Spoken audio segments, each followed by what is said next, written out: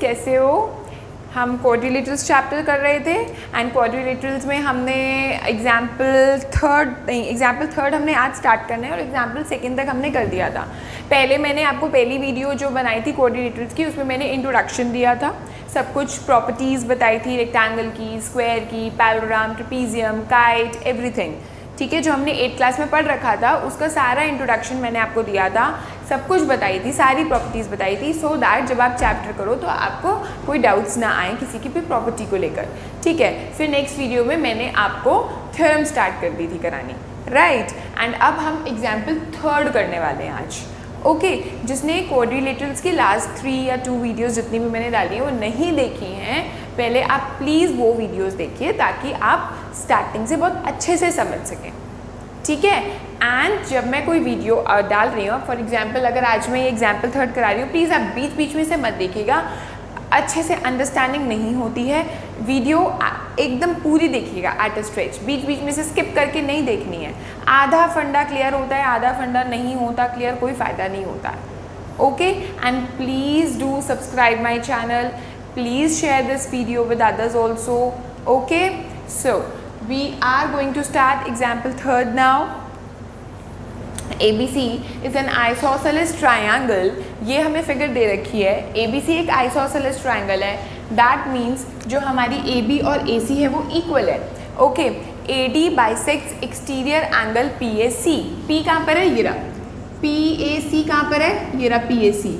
PAC को AD bisect कर रहा है। क्या मतलब है? बाइसेक्ट करने का मतलब होता है 2 इक्वल पार्ट्स में डिवाइड करना। किसको 2 इक्वल पार्ट्स में डिवाइड कर रहा है? एंगल PAC को। That means angle 1 is equal to angle 2, it is given. Okay, so given में मैं क्या लिखूंगी?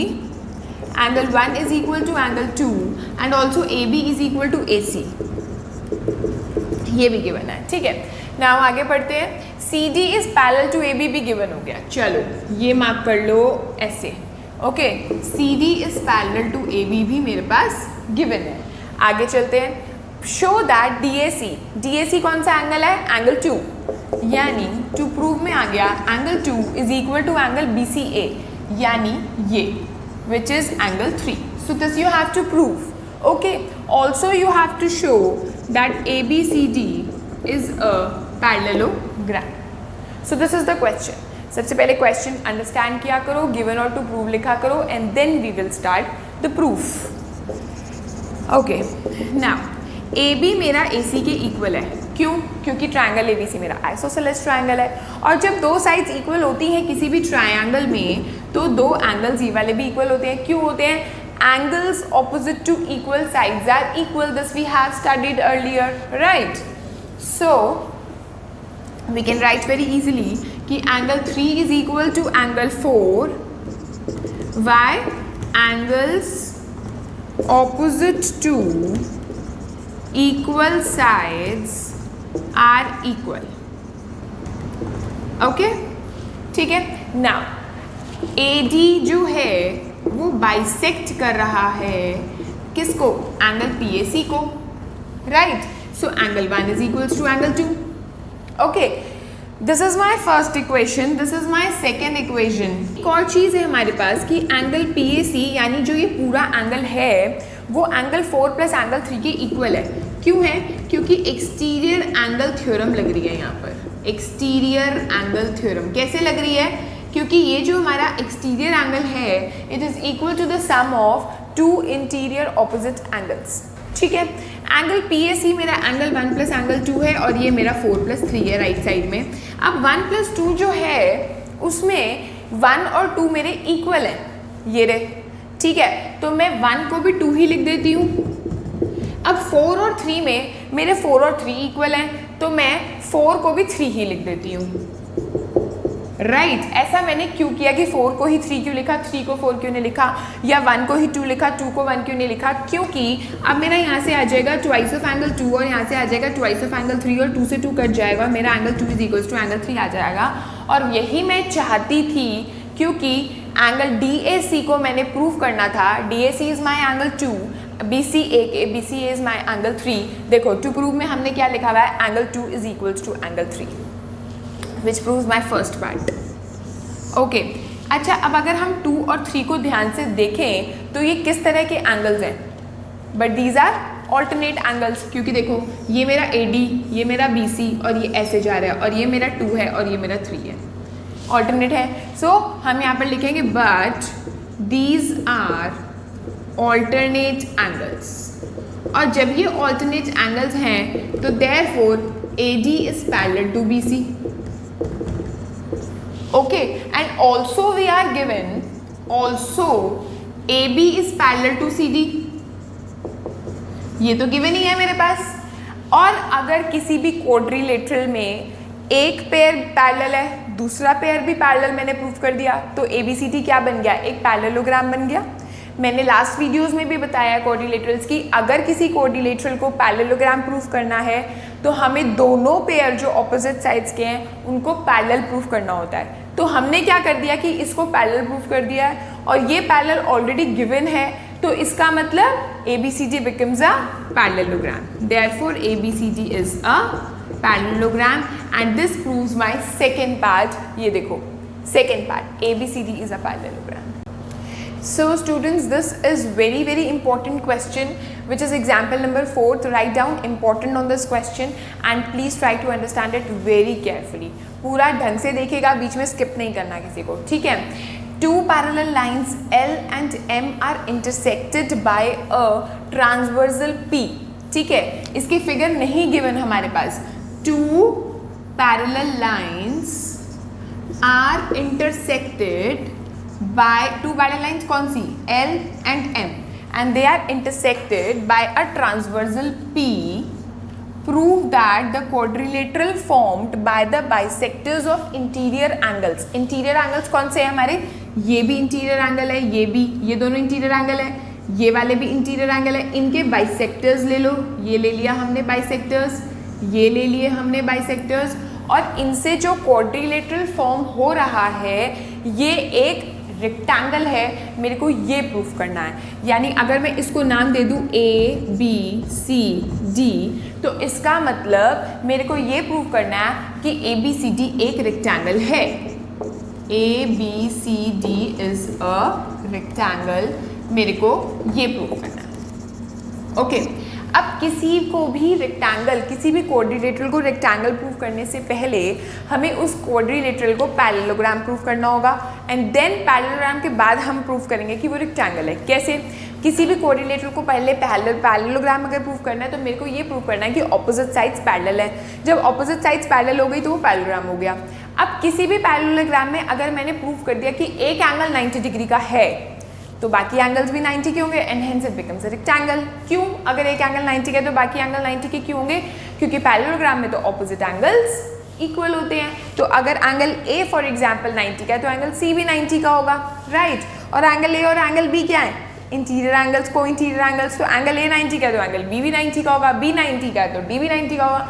So hence if only one angle of the parallelogram is 90, then all other angles are also 90 and it becomes a rectangle. So in this question my motive is to first prove that opposite sides are parallel, parallelogram बन गया, then prove each only one angle is 90, hence all other angles are also 90 and hence it becomes a rectangle.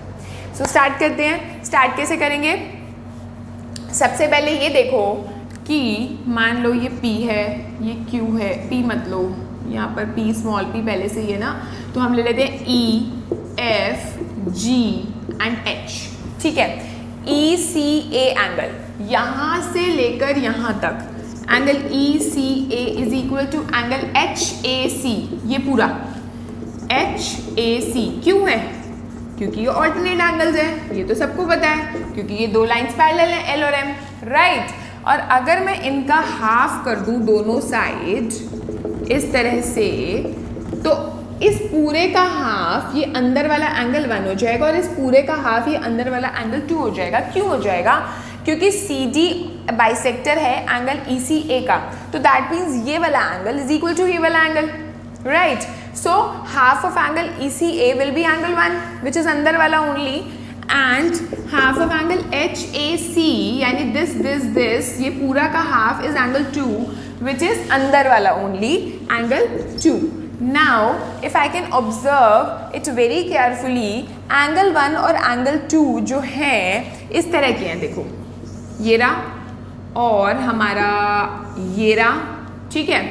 अब ये है और ये है, ये मेरा एंगल 1 है, ये मेरा एंगल 2 है, और एंगल 1 और एंगल 2 कौन से एंगल्स हैं? But these are again alternate angles, and if these are alternate angles तो हमारा CD becomes parallel to AB. yes or no? हो गए ना? ये देखो, ये ट्रांसवर्सल, ये पैरेलल लाइंस, ऐसे 1 और 2 अगर ऑल्टरनेट हैं तो CD is parallel to AB. Okay, अभी मैंने क्या प्रूव कर दिया एक्चुअली कि CD पैरेलल टू AB है. सिमिलरली अगर मैं ये वाले दो एंगल्स लेती तो मेरा प्रूव हो जाता BC is parallel to AD. And no need to prove this, you can write similarly BC is parallel to AD, right. And अगर दो साइड्स, दो पेयर्स ऑफ साइड्स पैरेलल हो गई, so hence ABCD is a parallelogram. So ABCD is a parallelogram. मेरा एक तरह से आधा क्वेश्चन हो गया, मैंने प्रूव कर दिया कि ABCD एक पैरेललोग्राम है. सिर्फ और सिर्फ मुझे ये प्रूव करना है अब कि एक एंगल 90 का है, so that it becomes a rectangle. उसके लिए मैं क्या करूंगी, मैं उठाऊंगी एंगल FCA प्लस एंगल यानी ये पूरा, प्लस एंगल HAC यानी ये पूरा, इज इक्वल टू 180. क्यों? ये तो पता ही है हमको कि ये को इंटीरियर एंगल्स हैं, ठीक है. अब मैं इस थ्रू आउट इक्वेशन मतलब इस इक्वेशन को थ्रू आउट हाफ से मल्टीप्लाई कर रही हूँ इस तरह से. एक टर्म को तो कर नहीं सकते, थ्रू आउट ही करना होता है हमको जो भी ऑपरेशन करना है, ठीक है. अब एंगल FCA का आधा क्या है? FCA का आधा क्या है वो मैंने मान लिया एंगल 3. एंगल HAC का आधा मैंने पहले से ही मान रखा है विच इज एंगल 2. आधा आधा क्यों बोल रही हूँ मैं? क्योंकि बाइसेक्टर्स गिवन है, राइट. अदरवाइज मैं अपने आप से नहीं ले सकती, ठीक है. इज इक्वल्स टू 90 डिग्री, क्योंकि 180 का आधा इज 90. ओके, तो अब मेरा ये आया कि एंगल 3 प्लस एंगल 2 मेरा 90 है. ओके, इसको मैंने मान लिया 4. Now in triangle BCA ABC triangle में angle 2 plus angle 3 plus angle 4 मेरा 180 है. एंगल सम प्रॉपर्टी है ना. जब मेरा angle 2 plus angle 3 plus angle 4 180 है और एंगल 2 प्लस एंगल 3 को मैं 90 प्रूव कर चुकी हूँ, यानी इसको, तो मेरा एंगल 4 क्या आ गया? 90 आ गया. और मैंने क्या बोला था? मैंने ये बोला था कि किसी भी पैरेललोग्राम में अगर एक एंगल 90 का आ जाए तो हमारा काम हो गया, क्योंकि बाकी सारे एंगल्स 90 के हो जाते हैं, क्योंकि ऑपोजिट एंगल्स इक्वल होते हैं पैरेललोग्राम के, right. So angle 4 is equals to 90 आ गया, यानी ये B 90 आ गया. Similarly angle A, angle D and angle C will also be 90, and so ABCD is a rectangle. This was a very important question. Guys, this question is also very important. अगर exam point of view से देखें तो ये भी बहुत important है, आता है एग्जाम में, ध्यान से समझिएगा. Figure is not given in this question also. Show that the bisectors of angles of a parallelogram. Parallelogram बनाते हैं और देखते हैं कि क्या कहना चाह रहे हैं.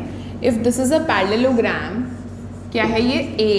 ABCD बाइसेक्टर्स लेने हैं एंगल्स के. 4 एंगल्स हैं पैरेललोग्राम के, चारों एंगल्स के बाइसेक्टर्स लो और वो एक रेक्टेंगल फॉर्म कर रहे हैं, ये शो करो. क्या मतलब कि अगर मान लो मैंने इसका एक बाइसेक्टर ले लिया, इसका भी एक बाइसेक्टर ले लिया, ये यहाँ जाके मीट करेंगे, इसका भी एक बाइसेक्टर ले लिया, इसका भी एक बाइसेक्टर कर ले लिया, वो यहाँ जाके मीट करेंगे. तो वो ये बोल रहे हैं कि ये जो जहाँ पर जाके मिल रहे हैं ये एक क्वाड्रिलेटरल बन रहा है अंदर. मान लो ये PQRS बन रहा है अंदर, तो ये जो PQRS है ये एक रेक्टेंगल है, मेरे को ये शो करना है. ओके, अजीब लगी फिगर? चलो कोई नहीं, करना तो है अब. इट फॉर्म अ रेक्टेंगल, ठीक है. रेक्टेंगल का मतलब एक एंगल हम 90 डिग्री का प्रूव कर देंगे तो वो रेक्टेंगल बन जाएगा. अब कैसे करना देखो. ये एक पैरेललोग्राम है, पैरेललोग्राम है तो इसका मतलब जब ABCD एक पैरेललोग्राम है तो A obviously A B is parallel to C D, ये दो लाइंस हमारी पैरेलल हैं, ठीक है। Also A D is the transversal, ये एक ट्रांसवर्सल है। जब ये दो पैरेलल लाइंस हैं, ये एक ट्रांसवर्सल है, तो ये पूरा एंगल प्लस ये पूरा angle becomes 180 degree. B A D plus angle C D A is equals to 180 degree, right. अगर मैं इस इक्वेशन को थ्रू आउट 1/2 से मल्टीप्लाई कर दूं like this, 1/2 of angle B A D plus 1/2 of angle C D A is equal to 1/2 of 180 degree, तो क्या बनेगा हमारा? अगर मैं इसका हाफ लूँ, ये बाइसेक्टर है ना, तो हाफ तो मैं ले ही सकती हूँ। ये दोनों एंगल्स इक्वल हैं, इधर वाला और इधर वाला। मैं अंदर वाला लेती हूँ, ये मैंने एंगल 1 मान लिया, ये मैंने एंगल 2 मान लिया, तो इस पूरे एंगल का जो हाफ होगा दैट विल बी एंगल 1, इस पूरे एंगल का जो हाफ होगा that will be angle 2 and this will be 90 degree. इतना आया समझ? Correct. Now in triangle A S D, देखो अगर मैं ए एस डी उठाऊं तो इसमें एंगल सम प्रॉपर्टी के हिसाब से if this is angle 3, angle 1 plus angle 2 plus angle 3 will be equal to 180 degree, right. Angle 1 plus angle 2 तो मेरे को 90 दिया हुआ है, then put it here in place of angle 1 plus angle 2 like this, ठीक है। तो angle 3 will be equal to 90 degree, आएगा ना 390 डिग्री, ठीक है। अब ये एंगल 390 आ गया और यहाँ पर मैंने माना angle 4। Now angle 3 is equal to angle 4, और ये हम सबको पता है क्यों, क्योंकि वर्टिकली ऑपोजिट एंगल्स हैं। ये ध्यान से देखो, x बन रहा है, जब ऐसे x बनता है ये वाले एंगल्स क्या होते हैं? 90 डिग्री होते हैं, ठीक है ना। तो हमारा 3 और 4 वर्टिकली ऑपोजिट एंगल्स हैं। अब 3 तो मेरा 90 है, सो angle 4 also becomes 90, therefore angle 4 becomes 90 degree. Now in P S R Q अगर 490 आ गया है, सिमिलरली आई कैन शो कि सिमिलरली अगर मैं इधर वाला पोर्शन ना उठा के इधर से प्रूव करना स्टार्ट करती तो मेरा एंगल ये वाला 90 डिग्री आ जाता, क्यू, ठीक है। तो similarly angle R Q P and angle S R Q and angle S P Q सारे के सारे 90 हो जाएंगे, ये भी 90, ये भी 90, ये भी 90, and hence it becomes a rectangle. Therefore, PQRS is a rectangle. Okay, this was also very important question. Okay, today we have done 3 questions which are मतलब सारे तीनों के तीनों ही बहुत important है और इन 3 में से एक ज़रूर आता है एग्जाम में, ठीक है। So in my next video I am going to start from theorem 8.8. okay, and guys please do subscribe my channel if you have not subscribed yet. okay, and comment section में comment ज़रूर लिखिएगा, उससे बहुत अच्छा लगता है आपके comments पढ़कर, ठीक है। Till then, bye bye, see you, have a good day.